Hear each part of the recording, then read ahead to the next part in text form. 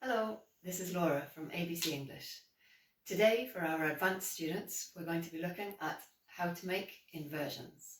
So, usually, as you can see, the form of a normal sentence would be the subject, verb, and the rest of the sentence.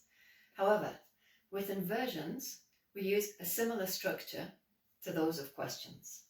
So, for example, the verbs to be, the modal verbs, we would use subject, verb, and the rest of the sentence, but with the inversion, similar to a question, we would use first of all the verb and then the subject. For example, you are hungry, but the question would use the inversion, are you hungry? With more than one verb in the sentence, for example, they have eaten, we would use the auxiliary and the past perfect, for example. In a question form, we would invert only the first verb and the subject. So, for example, have they eaten? And following that, if we use either present simple or past simple, the question form would actually use the auxiliary do in present simple or did in past simple.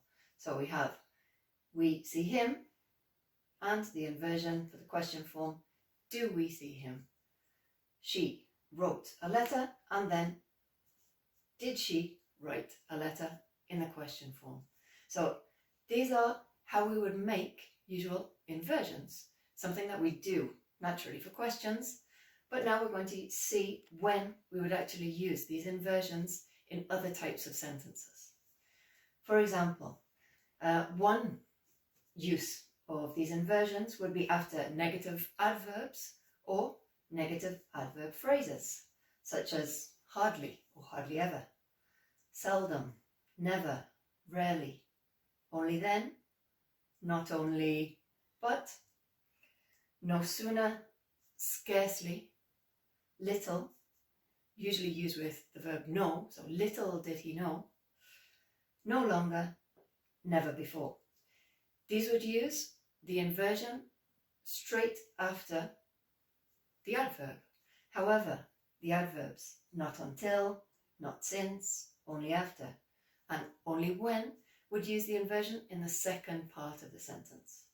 For example, we can look at no sooner had they left the house when it started to rain. But with only after, we would use it in the second part of the sentence. For example, only after the party did he start speaking to her.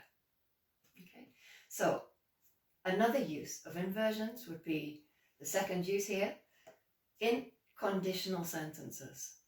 The inversion here would be used instead of if.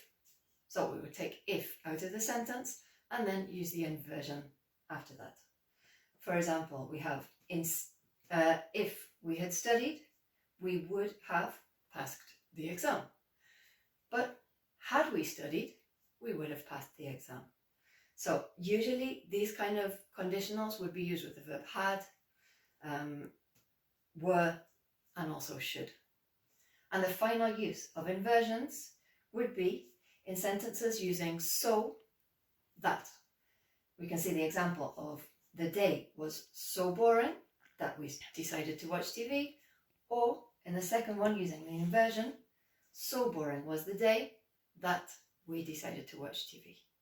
So I hope this helps, and you can use inversions, which is quite formal language, usually seen in literary text.